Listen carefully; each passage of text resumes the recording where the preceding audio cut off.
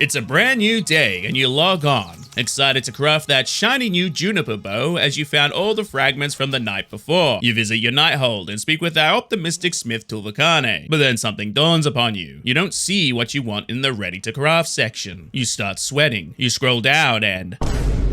no materials? And what the hell's a gossamer quartz? Well, I'm not gonna sugarcoat it, friends. The process of gathering materials you need to craft new gear can be a bit slow, especially if you're not well informed on specifics like which mob do I farm, what location should I be looting, where the hell do I find scrap steel. Well, with these few tips I can help you go from a level 1 basic gatherer to a max efficient loot goblin, so when it is time for that new weapon craft, you'll have all the materials readily available. So you've probably been running around beating the out of the Odin and looting their chests, which is all good and well. It's how you can obtain some weapon fragments in a low income of resources. But let me show you something better. Behold, my friends, the power of dungeons.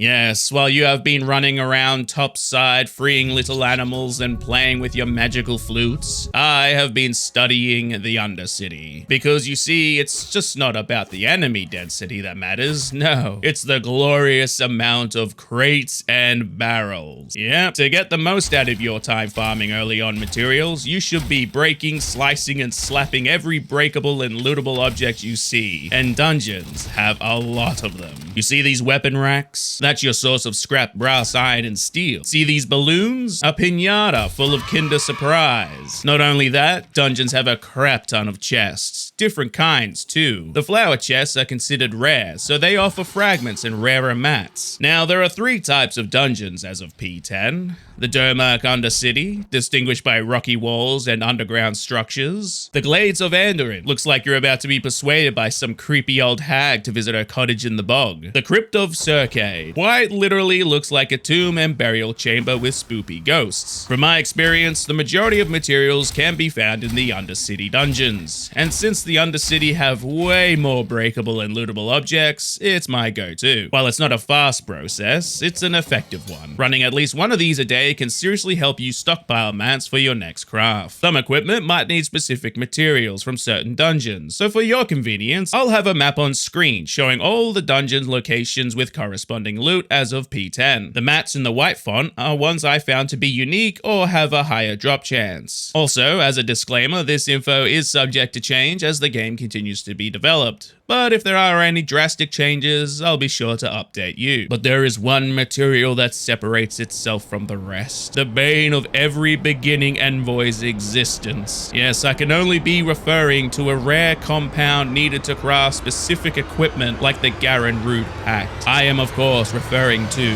the Gossamer Quartz. This mat is probably the most annoying piece of to obtain, and I can only offer one piece of advice when it comes to farming them efficiently, and that is stumbling across our sproutling friend, Avocot. When you're adventuring around Mildrath, you'll eventually run into the sneezing avocado that beckons to you. You can talk with him and peruse his wares. Most of the time, he'll be selling these precious little god crystals. The catch? You can only buy 10 at a time, and they're quite expensive. You'll also need to wait the allocated remaining time before you can buy more. He also has a rotating inventory too, so if you got the Drax and see any material you think might be helpful, pick it up. The music minigame also awards 1.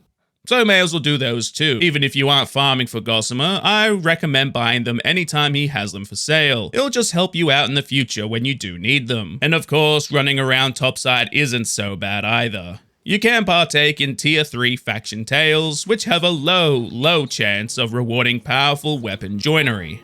Yeah, talk about a grind. But these little suckers are used to enhance your weapon stats even further by reforging whilst inserted. But that's a video for another time. So if this video was helpful to you, be sure to leave a like, and if you like to see more content as we continue our journey with Soulframe, be sure to subscribe. But until next time, friends, it's goodbye for now, but not forever. See you on the next one.